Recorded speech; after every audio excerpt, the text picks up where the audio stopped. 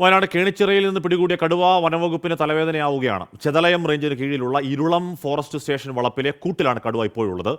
കടുവയെ നെയ്യാറിലേക്ക് കൊണ്ടുപോകും എന്ന് പറഞ്ഞെങ്കിലും ചീഫ് വൈൽഡ് ലൈഫ് വാർഡന്റെ ഉത്തരവ് ഇറങ്ങിയിട്ടില്ല.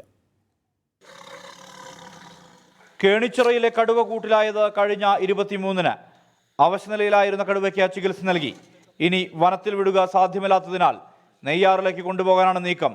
ചീഫ് വൈൽഡ് ലൈഫ് വാർഡന്റെ ഉത്തരവിറങ്ങാത്തതാണ് പ്രതിസന്ധി. ഇരുളം ഫോറസ്റ്റ് ഓഫീസിലുള്ള ചെറിയ കൂട്ടിലാണ് ഇപ്പോഴും കടുവ. പച്ചാടിയിലെ സംരക്ഷണ കേന്ദ്രത്തിൽ പരമാവധി പാർപ്പിക്കാവുന്ന കടുവകളെക്കാൾ അധികം തന്നെ ഇപ്പോഴുണ്ട്. 4 കടുവകളെ പാർപ്പിക്കാൻ സൗകര്യം ഉള്ളിടത്ത് ഇപ്പോൾ എണ്ണം 7 ഇതാണ് ഇരുളത്ത് തന്നെ കടുവയെ സംരക്ഷിക്കാൻ കാരണം. കടുവയുള്ളതിനാൽ സദാസമയവും വനം വകുപ്പ് ജീവനക്കാരുടെ ശ്രദ്ധ ഇവിടെ വേണം. വനം വകുപ്പ് ഓഫീസിലേക്ക് വിവിധ ആവശ്യങ്ങൾക്ക് പൊതുജനങ്ങൾ എത്തുന്നതും കടുവയെ കാണാനായി ആളുകൾ എത്തുന്നതുമെല്ലാം പ്രതിസന്ധിയാണ്. കടുവയുടെ ആരോഗ്യനില എന്നും പരിശോധിക്കുന്നുണ്ട്. എല്ലാ റിപ്പോർട്ടുകളും കണ്ണൂർ CCF വഴി ചീഫ് വൈൽഡ് ലൈഫ് വാർഡനെ കൈമാറിയതാണ്.